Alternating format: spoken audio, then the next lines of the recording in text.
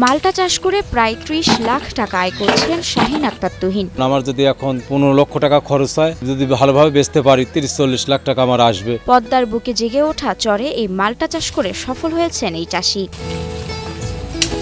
আকার, স্বাদ ও গন্ধে আকর্ষণীয় এবং রসে ভরপুর হওয়ায় খুব শীঘ্রই আমদানি করা বিদেশি জাতের মাল্টাকে টেক্কা দিতে যাচ্ছে বাড়ি এক জাতের মাল্টা।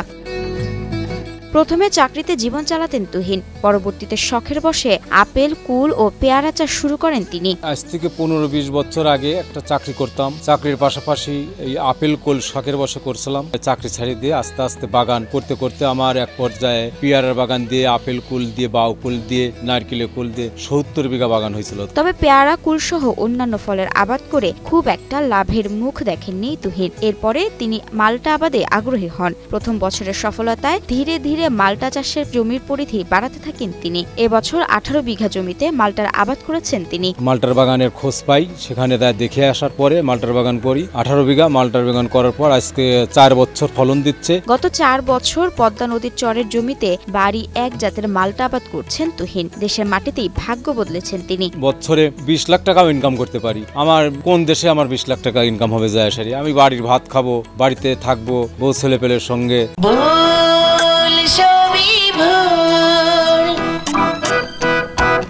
বর্তমানে বাগানটিতে বিভিন্ন কাজের জন্য ১০ জন স্থায়ীভাবে কাজ করছেন। এই ফল ওরা উঠাচ্ছে, আমার অন্য একজন ম্যানেজার আছে, ৯-১০ জন লেবার ওরা মাসতেছে, প্লাস আমার ভ্যান গাড়িতে যাচ্ছে, আর একটা গাড়িতে যাচ্ছে, আবার ওই ফল নিয়ে একজন বিক্রি করতেছে। তাহলে আমি এইটা করার কারণে আপাতত মনে হয় ১০০ পরিবার কর্ম করে খাচ্ছে। এসব কৃষি শ্রমিকরা জানালেন, মাল্টা বাগানে কাজ করে যে পারিশ্রমিক পান তা দিয়ে সচ্ছলভাবে পরিবার নিয়ে দিন যাপন করছেন তারা। আমরা কোনোদিন দেখিনি মাল্টার বাগান। উনি আর ৭ বছর ধরে বাগান করেছে। অনেক শ্রমিক কাজ করে উন্নত মান, প্রত্যেক মাসে ৩০,০০০ টাকা বেতন আমার দেয়। আমার গোটা ফ্যামিলিটা ইনশাল্লাহ ভালোই চলে। কৃষিতে বৈচিত্র্যময় পাবনা জেলার কৃষি উদ্যোক্তাদের নতুন নতুন ফল ও সবজি আবাদের পাশাপাশি আধুনিক কৃষি প্রযুক্তিতে উৎসাহী করতে নানামুখী পদক্ষেপ নেওয়া হয়েছে বলে জানান কৃষি কর্মকর্তা রফিউল ইসলাম। আমরা কৃষি বিভাগের পক্ষ থেকে কৃষকদেরকে বিভিন্নভাবে আমরা উদ্বুদ্ধ করছি এবং কারিগরি পরামর্শগুলো দিচ্ছি।